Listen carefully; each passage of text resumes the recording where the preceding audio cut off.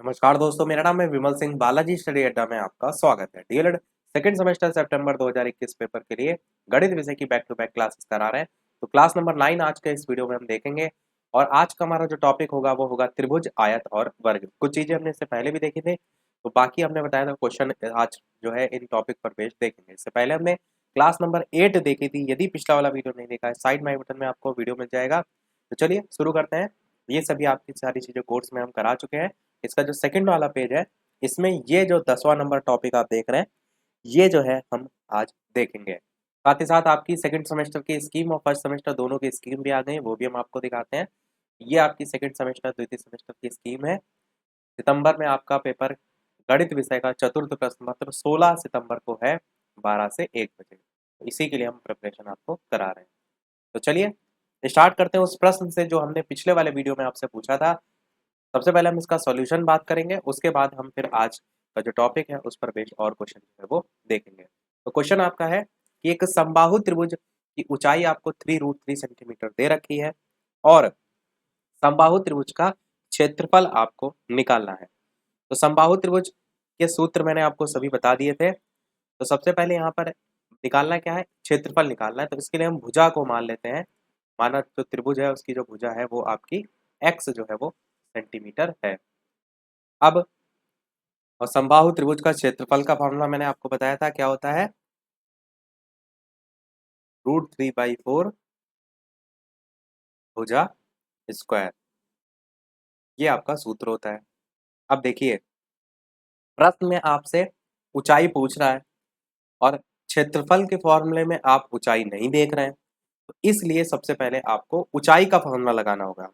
इसीलिए मैंने आपसे कहा था, जब मैंने क्वेश्चन पूछा था, कि इस क्वेश्चन को आप दो तरीके से कर सकते हैं। एक तो जो नॉर्मली है, दूसरा ऊंचाई का जो सूत्र है उसका उपयोग करके। तो समबाहु त्रिभुज जो है उसके ऊंचाई का जो सूत्र है वो मैंने आपको बताया था, √3/2 गुणे भुजा आपका सूत्र जो है वो होता है।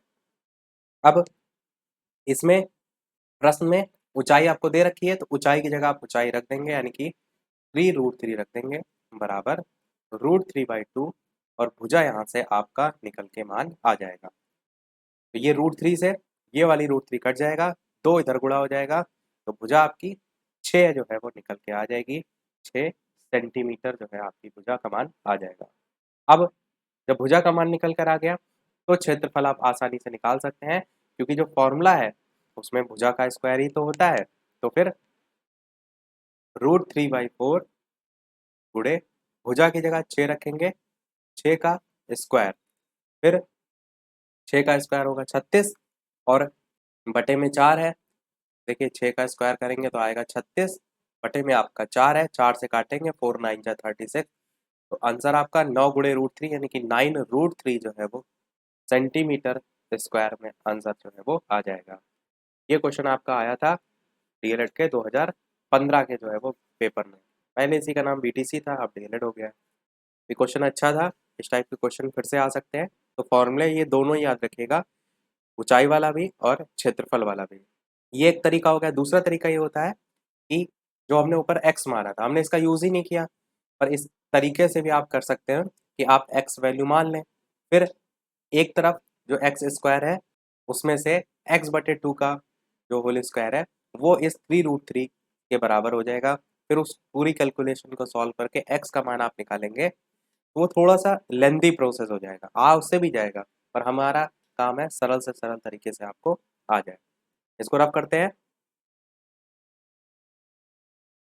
तो हमने बेसिक जो चीजें थी वो हमने पिछले वाले वीडियो में देख ली थी सारी। अब हमने कहा था क्वेश्चन और क्वेश्चन केवल आपको जो है वो इसमें हम कराएंगे। तो क्वेश्चन आपका लिखते हैं, एक समबाहु त्रिभुज है, एक समबाहु त्रिभुज जिसकी भुजा की लंबाई आपको जो है वो दे रखी है। भुजा की लंबाई 5 सेंटीमीटर जो है वो दे रखी है, तो उसका क्षेत्रफल आपको जो है वो बताना है। ये आपका जो है वो प्रश्न है। बताइए कैसे करेंगे।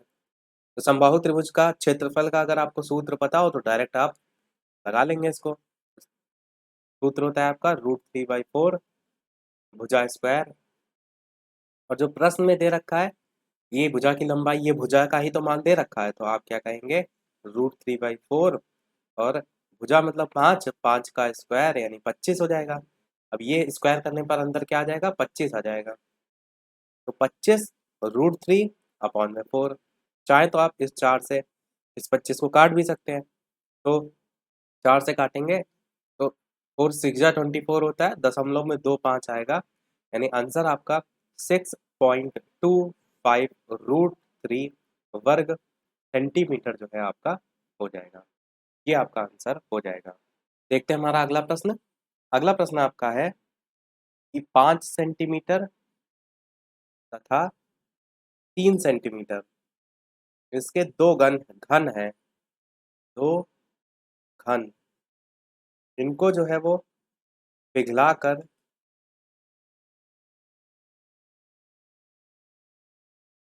एक बड़ा जो है वो घन बनाया गया।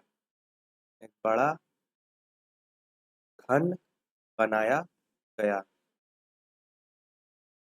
तो आपको बड़े घन का आयतन जो है वो बताना है।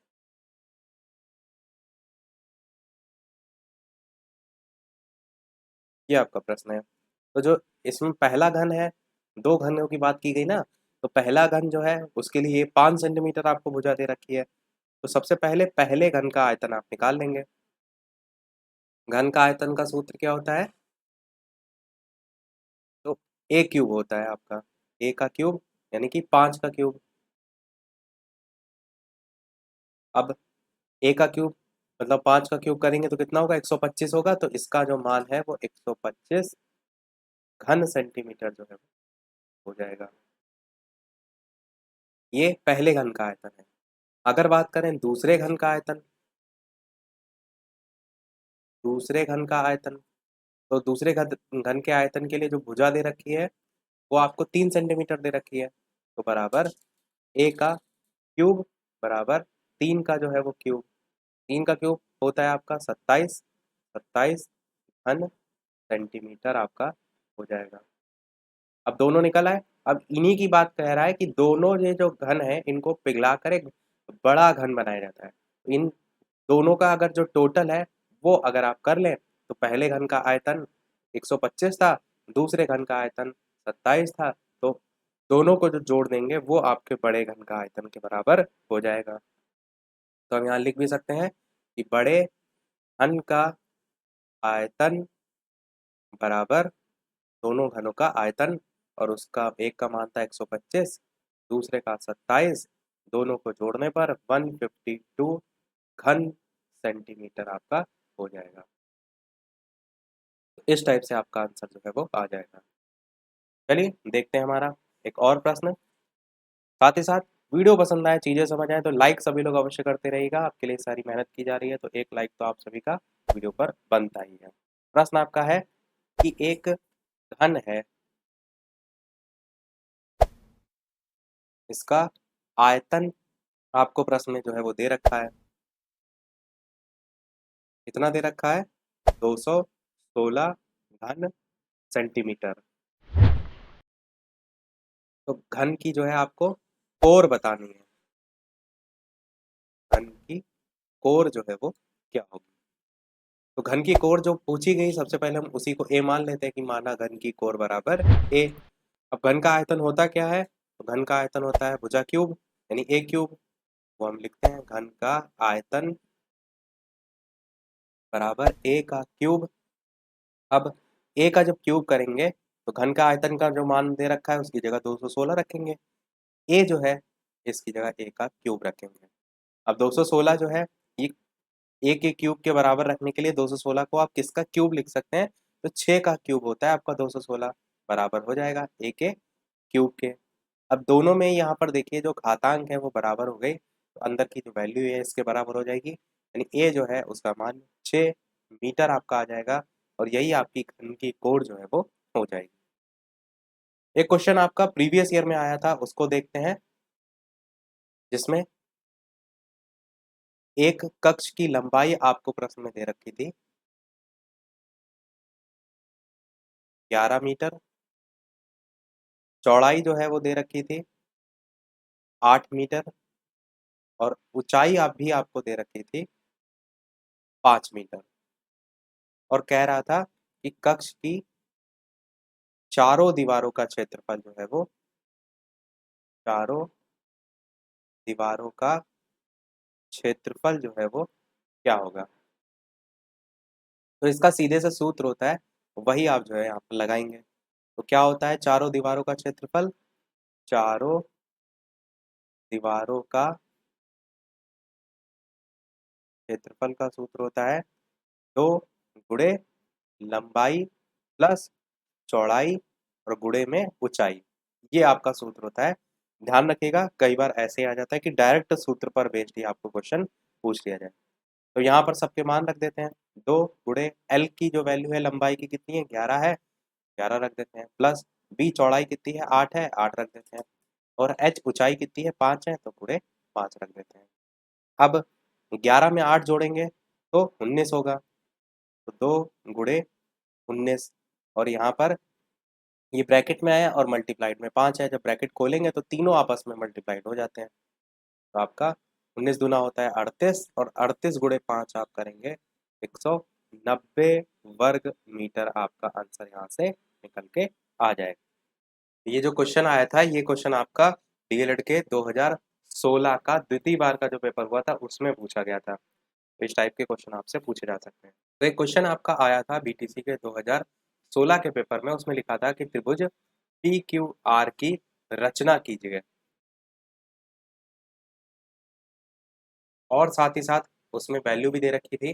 क्यू आर की वैल्यू जो है वो 5.5 सेंटीमीटर दे रखी थी, और आर पी जो है उसकी वैल्यू दे रखी थी 4.5 सेंटीमीटर, और क्यू आर पी एंगल भी आपको दे रखा था क्यू आर पी, ये 60 डिग्री जो है वो एंगल दे रखा था, और आपसे ये लिखा था कि इसमें रचना कीजिए इस टाइप से। तो ये क्वेश्चन आया था आपके डीएलएड के 2016 के पेपर में। तो इस टाइप के क्वेश्चन में कुछ नहीं करना है, जो जो आपको जैसे वैल्यू दे रखी वैसे वैसे आपको बना देना है। तो जैसे कि क्यू आर पी एंगल आपका 60 डिग्री दे रखा है, तो आप इस टाइप से 60 डिग्री एंगल बनाएंगे। इसके लिए आप चांदा का यूज़ कर सकते हैं, बाकी प्रकार से भी आपका कोण बनता है उससे भी आप बना सकते हैं। तो यहाँ पर आपका जो है 60 डिग्री हमने इस टाइप से दर्शा दिया। ये जो आपकी वैल्यू है ये आर हो जाएगी, ये क्यू हो जाएगी, या क्यू को आप यहाँ भी दर्शा सकते हैं, क्यू आर पी इस टाइप से हो जाएगा। और ये भी कह रहे हैं ना कि क्यू आर की वैल्यू 5.5, तो ये भी आपको माप दिखानी होगी कि 5.5 सेंटीमीटर, इस टाइप से स्केल से बना सकते हैं। और आर पी जो है इसकी वैल्यू आपको 4.5 को भी इस टाइप से दर्शा सकते हैं। ये क्वेश्चन आया था आपके प्रीवियस ईयर में। फिर त्रिभुज से और क्वेश्चन कौन सा आया था? एक क्वेश्चन आया था, तो देखते हैं हमारा प्रश्न। प्रश्न आपका यह है कि निम्नांकित चित्र है जिसमें ए बी सी एक त्रिभुज है। तो हम इसको चित्र बना के दिखाते हैं आपको इस टाइप से, ए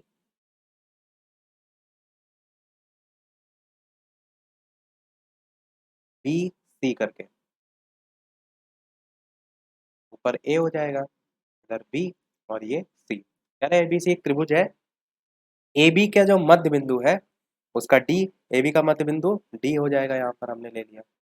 और ए सी जो है इसका मध्य बिंदु जो है वो ई है, यहाँ पर ई हो जाएगा। इसको मिलाया जाता है, तो ये हमने मिला दिया। कह रहा है यदि बी सी की जो माप है वो 6 सेंटीमीटर है, और जो डी ई है उसकी माप क्या होगी। साथ ही साथ ये भी कह दिया गया है कि बी सी और डी में संबंध भी जो है वो क्या है। तो आप क्लियर तरीके से देख रहे हैं, जो डी ई है बीच वाली जो ये वाली वैल्यू है, ये बी सी का 1/2 के बराबर हो जाएगी। इसको लिख के यहाँ पे बताते हैं हम, डी ई बराबर 1/2 बी सी के बराबर हो जाएगी, क्योंकि इसको मध्य बिंदु है उसके। अब यहाँ पर जो बी सी की वैल्यू है वो प्रश्न में दे रखी थी 6, और इसकी जगह हम 1/2, बी सी की वैल्यू 6 दे रखी है तो 6 सेंटीमीटर रखेंगे, 2 से काटेंगे तो मान यहाँ से 3 सेंटीमीटर डी ई का निकल के आ जाएगा। तो ये वाला 3 सेंटीमीटर हो जाएगा। और प्रश्न में आपसे कह भी रहा था क्या कि डी ई की माप जो है वो बताइए। प्रश्न में डी ई की माप पूछी गई थी, तो ये डी ई की माप हमने 3 सेंटीमीटर निकाल ली। दूसरी चीज पूछ रहा था बी सी और डी में संबंध, तो वो भी चाहे तो आप इस 1/2 से दर्शा सकते हैं, या दोनों एक दूसरे के पैरेलल है तो पैरेलल से भी जो है वो दर्शा सकते हैं कि BC जो है वो पैरेलल है DE के। इस टाइप से भी दर्शा सकते हैं। तो यही आपका आंसर हो जाएगा। एक क्वेश्चन और आया था आपका 2016 के पेपर में, उसको जो है वो देखते हैं। तो क्वेश्चन था कि दो त्रिभुज बने हुए थे। एक त्रिभुज ये हो जाएगा, दो त्रिभुज हमने सीधे अटैच कर दिया, हम इसी में ही हम आपको वैल्यू का रख के जो है वो बता देते हैं। तो जो क्वेश्चन आया था उसमें लिखा था कि चित्र ABC, यानी कि एक जो आपका त्रिभुज है वो ABC के फॉर्म में है, तो ये A हो जाएगा, ये B और ये आपका C। और दूसरा कह रहा था PQR, ये P, ये Q और ये R। कह रहा था कि ये दोनों समरूप त्रिभुज हैं, ऐसा आपके प्रश्न में लिखा था। क्वेश्चन आपका आया था डीएलएड के 2016 के पेपर में। तो ये दो समरूप त्रिभुज हैं। फिर कह रहा था कि यदि जो BC की वैल्यू है वो 2 सेंटीमीटर है, ये आपको 2 सेंटीमीटर प्रश्न में दे रखी थी। ये भी कह रहा था कि जो AB की वैल्यू है वो 3 सेंटीमीटर है, ये भी आपको वैल्यू इस टाइप से दे रखी थी। QR जो है इसकी वैल्यू भी आपको 3 सेंटीमीटर दे रखी थी। तो आपसे पूछ रहा था भुजा PQ की माप जो है वो क्या होगी, इस टाइप से आपसे पूछ रहा था। अब इस टाइप से आपका जो प्रश्न में शर्त कह रहा था समरूप, बस इस शर्त का हम उपयोग करेंगे। यानी जो BC की वैल्यू है नीचे वाली, ये बटे में आप रख देंगे इस QR के, कुछ इस टाइप से कि BC बटे QR बराबर किसके हो जाएगा, जो दो वैल्यू दे रखी है, इधर AB दे रखा है और इधर PQ दे रखा है, AB बटे PQ, इस टाइप से।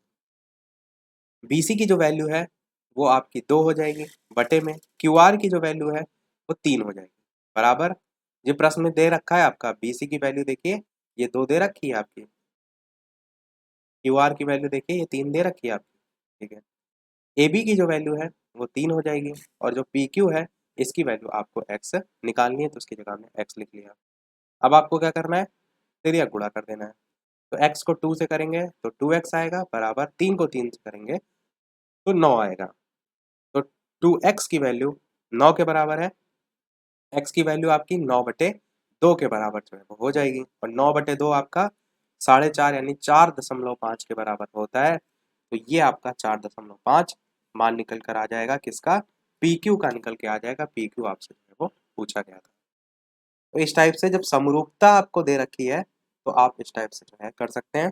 इस टाइप का क्वेश्चन आपसे एक बार और रिपीट हुआ था, वो हम पहले करा चुके हैं, तो ये आपका आंसर हो जाएगा। इसको रब करते हैं।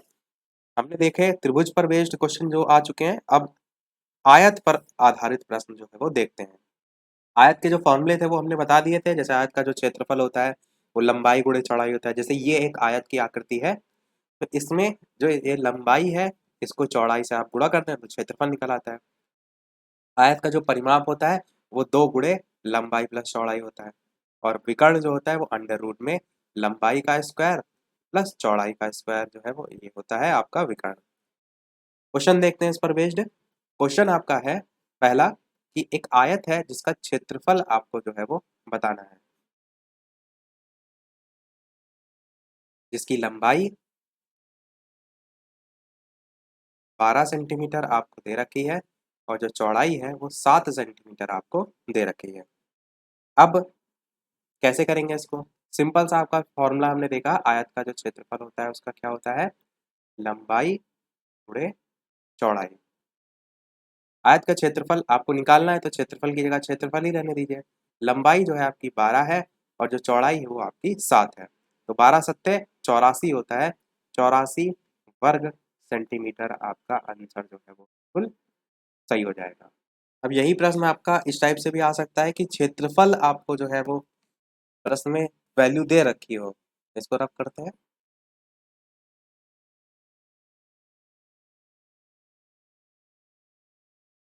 आयत का क्षेत्रफल आपको ही प्रश्न में दे रखा है 48 वर्ग सेंटीमीटर, और कह रहा है यदि आयत की जो लंबाई है वो आपकी 8 सेंटीमीटर है तो उसकी जो चौड़ाई है वो जो है वो कितनी होगी, ये आपको बताना है। तो अब देखिए फॉर्मूला यही लगेगा, बस इसमें जो वैल्यू होगी वो आप इधर उधर कर देंगे। क्षेत्रफल का होता है आयत का लंबाई गुणे चौड़ाई। क्षेत्रफल की जगह 48, लंबाई की जगह 8, चौड़ाई की जगह चौड़ाई। तो चौड़ाई की वैल्यू निकालेंगे तो ये 8 बटे में चला जाएगा, तो 8 से काटेंगे तो 8 6 जा 48 होता है आपका। चौड़ाई आपकी कितनी निकल के आ जाएगी, 6 वर्ग सेंटीमीटर। उम्मीद है अगर इस पर बेस्ड जाएगा क्वेश्चन आप कर लेंगे। अब देखते हैं परिमाप पर आधारित क्वेश्चन। तो एक ऐसा क्वेश्चन देखते हैं जिसमें सारी चीजें निकालनी है। प्रश्न कह रहा है उस आयत का क्षेत्रफल बताइए या क्षेत्रफल का विकर्ण और परिमाप तीनों ज्ञात कीजिए, जिसकी भुजाएं आपको दे रखी हैं 12 सेंटीमीटर और 5 सेंटीमीटर, इस टाइप से दे रखा है। तो सबसे पहले क्षेत्रफल निकालेंगे, तो लंबाई गुणे चौड़ाई। ये हम शॉर्ट में लिख रहे हैं, आपको सब लिख के बताना होगा कि आयत का क्षेत्रफल बराबर ये होता है, फिर वैल्यू 12 गुणे 5, तो ये 60 आ जाएगा। आयत का जो विकर्ण होता है इसका सूत्र क्या होता है, अंडर रूट में लंबाई का स्क्वायर प्लस चौड़ाई का स्क्वायर। लंबाई की जगह मान लंबाई का रख देते हैं, तो 12 का स्क्वायर यानी 144 प्लस चौड़ाई की जगह 5 रख देते हैं यानी कि 25, 5 का स्क्वायर। 144 और 25 जुड़ेगा तो 169 हो जाएगा और ब्रैकेट से बाहर आएगा तो 13 आंसर आपका विकर्ण का हो जाएगा। तीसरा और देखते हैं परिमाप की वैल्यू। परिमाप का सूत्र क्या होता है, एरो बना के यहाँ पर दिखा देते हैं।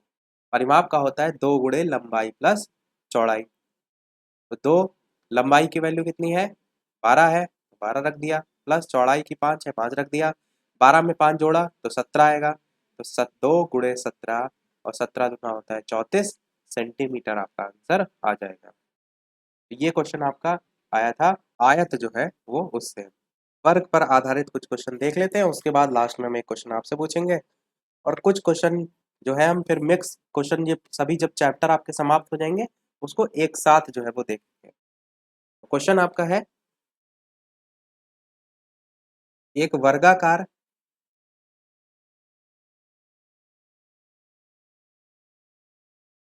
भुजा की लंबाई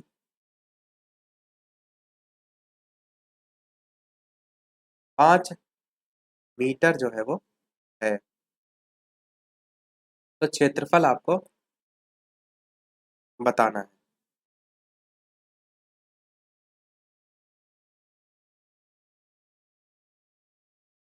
और ऐसा भी एक क्वेश्चन कर लेंगे जिसमें परिमाप बताना होगा। तो बताइए सूत्र क्या होता है वर्ग का, मैंने बताया था वर्ग जो है उसका क्षेत्रफल का सूत्र होता है भुजा स्क्वायर,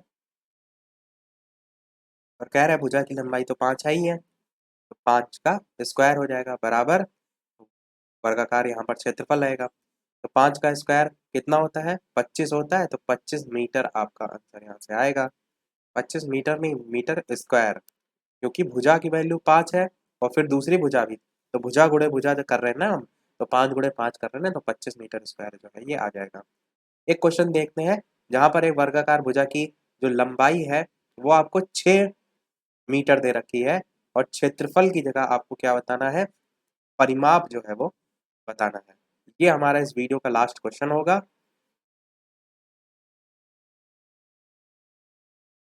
लास्ट में एक क्वेश्चन हम आपसे पूछेंगे, तो बताइए परिमाप क्या आएगा। तो वर्ग की भुजा 6 मीटर दे रखी है, वर्ग का परिमाप का सूत्र क्या होता है, 4 गुणे भुजा आपका होता है। पिछले वाले क्लास में हमने सब कुछ बताया था कि कैसे क्या परिमाप होता है, क्या जो है क्षेत्रफल होता है। अगर ना भी याद हो तो भी आप उससे निकाल सकते हैं। तो 4 गुणे भुजा की वैल्यू कितनी है, 6 है, 4 6 जा 24 वर्ग मीटर यहाँ पर भी आ जाएगा। तो ये आपका आंसर हो जाएगा। तो सभी टाइप के लगभग क्वेश्चन जो आपके इस चैप्टर में आ सकते थे वो हमने देख लिए। अब एक प्रश्न हम आपसे भी पूछ लेते हैं, जैसे कि सभी वीडियो में हम आपसे एक ना एक प्रश्न पूछते हैं, और उस प्रश्न को देखने से पहले वीडियो भी तक आपने लाइक ना किया हो, सभी लोग वीडियो को लाइक भी करते रहेगा, चैनल पर नए हो सब्सक्राइब करके जुड़ जाएगा, और टेलीग्राम चैनल से जो भी ना जुड़े हो लिंक आपको डिस्क्रिप्शन में मिल जाएगी, बालाजी स्टडी अड्डा सर्च करके भी जुड़ सकते हैं। कुछ क्वेश्चन हम और आगे आने वाले चैप्टर में मिक्स करके भी कराएंगे, और देख लेते हैं वो प्रश्न जो कि आपको सॉल्व करना है, वीडियो के मेन कमेंट में बताना है। प्रश्न आपका है कि एक आयताकार मैदान का क्षेत्रफल 0.5 हेक्टेयर है। यदि इस मैदान की एक भुजा आपको दे रखी हो 125 मीटर, तो दूसरी भुजा आपको बतानी है। क्वेश्चन आपका देखिए 2 बार आया है, 2016 में भी, 2016 का द्वितीय बार का पेपर उसमें भी। क्वेश्चन आपका इंपॉर्टेंट है और इस टाइप के क्वेश्चन जिस फॉर्मूले पर बेस्ड है वो हम आपको करा चुके हैं। तो सभी लोग सॉल्व कीजिएगा, कोशिश कीजिएगा। तो आज वीडियो में इतना ही रखते हैं। लाइव टाइमिंग दोपहर के 3 बजे है सेकंड सेमेस्टर के लिए और शाम के 8 बजे है थर्ड सेमेस्टर के लिए। और कंप्लीट कोर्स यदि आपको देखना है तो प्लेलिस्ट में सारी चीज़ें आप देख सकते हैं।